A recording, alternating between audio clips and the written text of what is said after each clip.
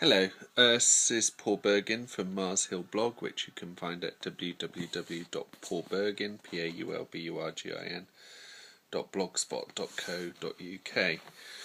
paulbergin.blogspot.co.uk. I'm doing a short series of vlogs on favourite albums of mine, which seems to be slightly popular on YouTube, and I thought I would do a short review on the Beatles' Love album. And the reason I've chosen that is simply because it's a unique album. It feels like when it came out in 2006, it felt like a brand new album, as if they somehow John and George were still alive, and all four of them went into a recording studio and recorded a brand new album. But that's not the case.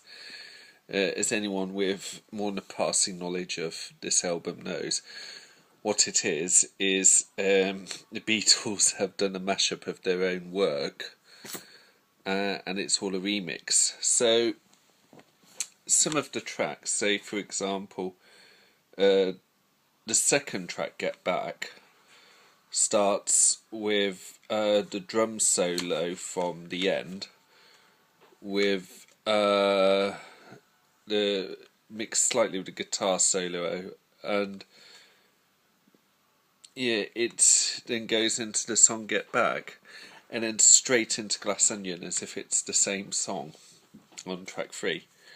So there's some interesting remixes. I like that one because, to start with, it's stripped down to vocals only, as with the anthology. We do have Ginkness, which is Sun King backwards. I'm the Walrus is always a delight to listen to. Something that's quite a bizarre one. That kind of mixes in with part of Blue Jay Way, both Harrison's songs.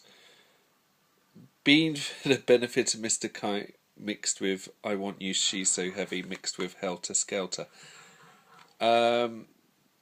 Yeah, that feels like watching an episode of League of Gentlemen, seeing Papa Lazarus Circus suddenly smash through a fairly innocuous family evening.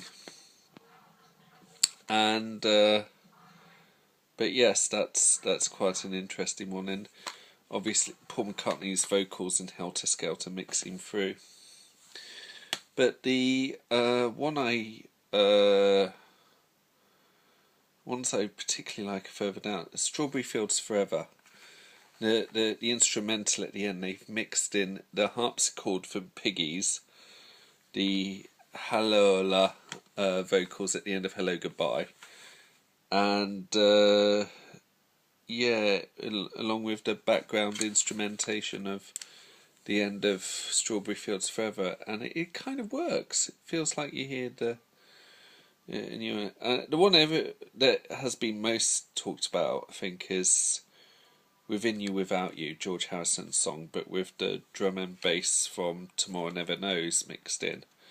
So intentionally, it is billed as such because of the way it is felt. A Lennon McCartney Harrison song.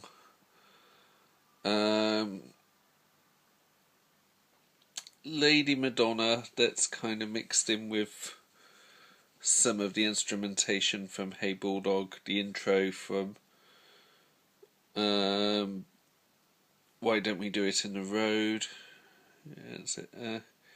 Here Comes the Sun has the transition from the Inner Light in the beginning and the end. It kind of works, and it does bring, with a lot of these songs, it does bring a kind of it adds to them rather than detracts. It gives a kind of new feel to it, and so in many ways, whilst we're familiar with all of this, it does feel like a brand new Beatles album as such, and it does help keep them fresh and relevant, even though they split up.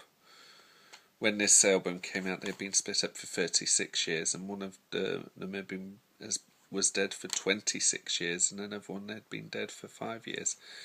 It still felt like the Beatles were still together in the 21st century, of all four of them, with a brand new album, and that to release an album and give that feel, that takes quite some doing.